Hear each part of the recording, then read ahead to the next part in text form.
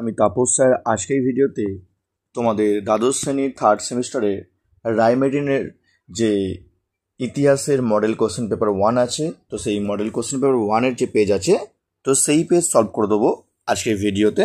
তো এখনও চ্যানেলটিকে সাবস্ক্রাইব করোনি, অবশ্যই চ্যানেলটিকে সাবস্ক্রাইব করে রেখো এরকম ভিডিও সবার আগে পাওয়ার জন্য।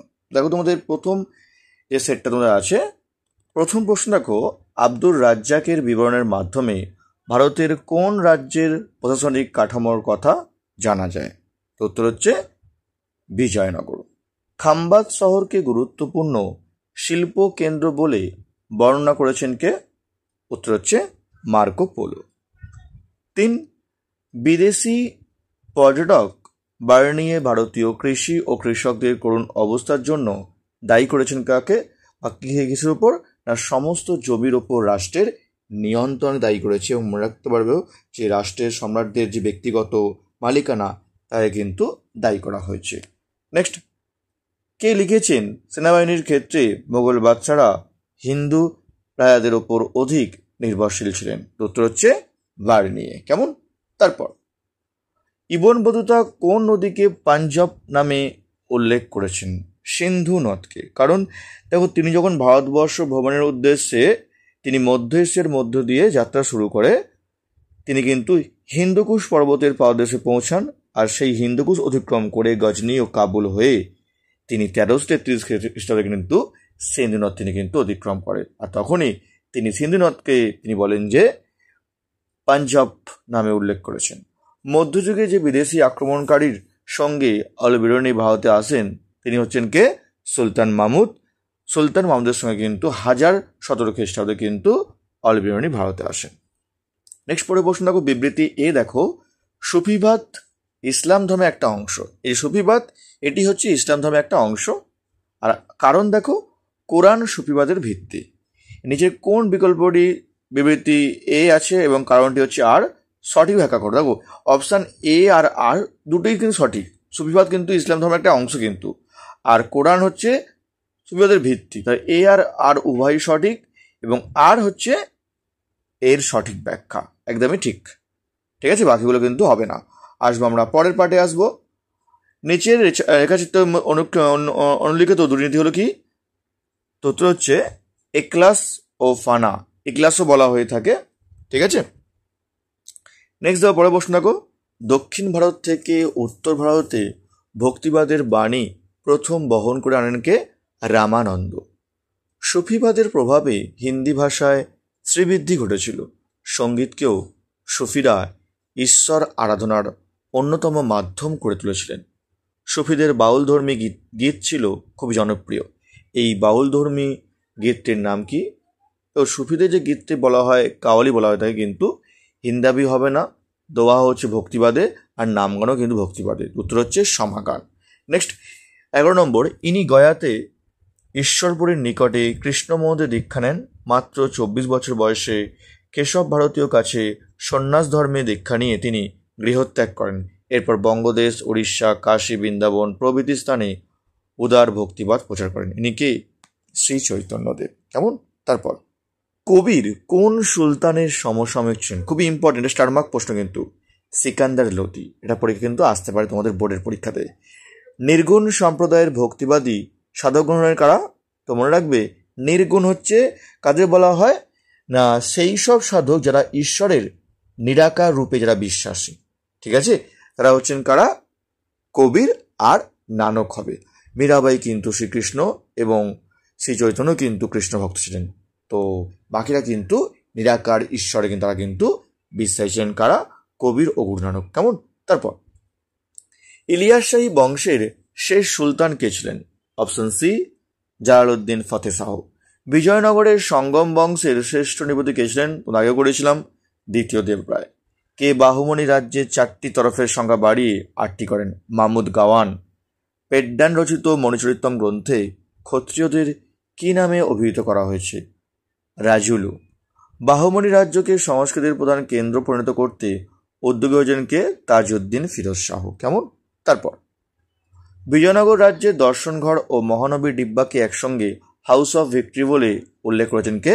ডোমিনগো পাইস। কেমন? তারপর কৃষ্ণদেব রচিত আমুক্ত মাল্যদা গ্রন্থটির বিষয় ছিল রাজনীতি। নীল জল নীতি গ্রহণ করেছিল কারা? পর্তুগিজরা। দক্ষিণ পূর্ব এশিয়ার মালবে প্রথম উপনিবেশ গড়ে তুলেছিল কারা? পর্তুগিজরা। স্টার মার্ক প্রশ্ন কিন্তু এটা পরীক্ষা আসতে পারে। নেক্সট দেখো বিবৃতি 1-এ দেখো, মর্গ্যানথ মনে করেন নিজ এলাকার বাইরে রাষ্ট্রীয় ক্ষমতার সম্প্রসারণই হল সাম্রাজ্যবাদ। 2, VI লেনিনের ধারণায় সাম্রাজ্যবাদ হল পুঁজিবাদের চরম পর্যায়। বিবৃতি 3 দেখো, মার্কেন্টাইল বা শব্দটি প্রথম ব্যবহার করেন লর্ড মার্কেন্টাইল।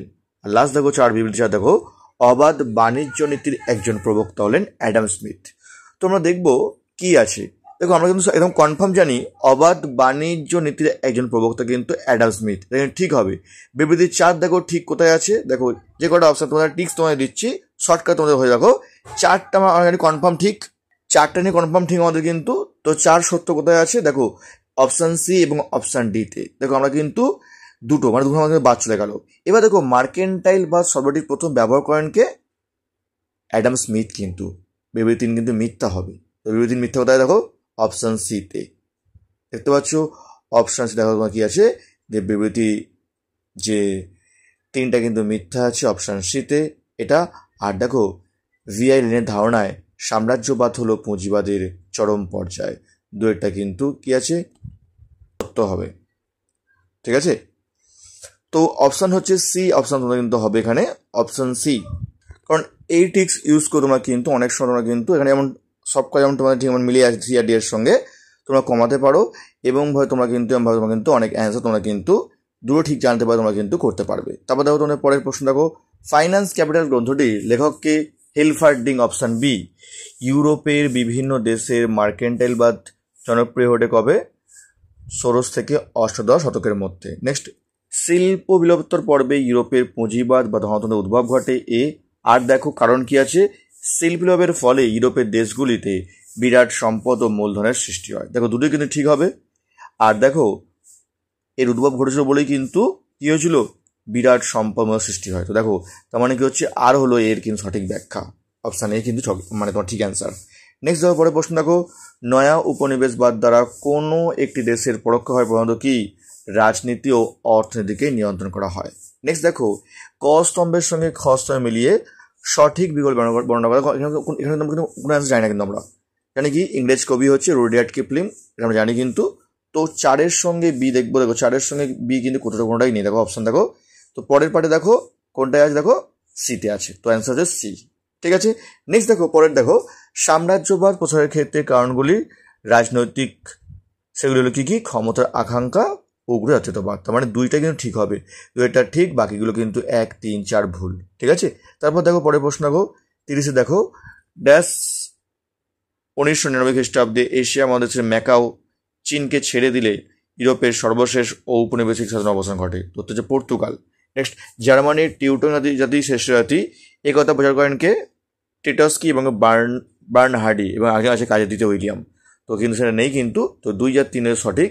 তো কোথায় আছে দেখো, 2 আর 3 সঠিক বি অপশানে, আর 1 আর 4 ভুল, এটা বি অপশানে আছে, এটা আনসার হবে। সামাজিক ডারউইনবাদের প্রবক্তা হচ্ছে কে? Herbert Spencer. নেক্সট, ঐতিহাসিক ঘটনাগুলিকে সঠিক ক্রমে সাজাও। তো এখানে হচ্ছে অপশান হচ্ছে বি, এটা আলোচনা করছে আমাদের বি অপশান হবে।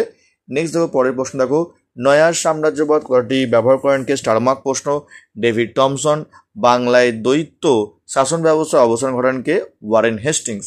পরের প্রশ্ন দেখো, ব্রিটিশ ইস্ট ইন্ডিয়া কোম্পানির আমলে প্রবর্তিত চার্টার অ্যাক্ট, দেখো মনে রাখবে চার্টার অ্যাক্ট বা সনদ আইন 20 বছর অন্তর অন্তর পাস হয়েছিল। তো 1813, 20 বছর মানে কিন্তু 23 হবে। ঠিক আছে, 33, 1813, তারপর 20 বছর 33 হচ্ছে, তারপর 53, তারপরে কত হচ্ছে 33 কিন্তু, হ্যাঁ এটা সঠিক 33 হবে। ভারতবর্ষের আমলাতন্ত্রে জনক হলেন কে? Lord Cornwallis. এবার দেখো আমরা জানি কি 5 সালা বন্দোবস্ত করেছেন কে? ওয়ারেন হেস্টিং, এবং 10 সালা হচ্ছে কে? Lord Cornwallis.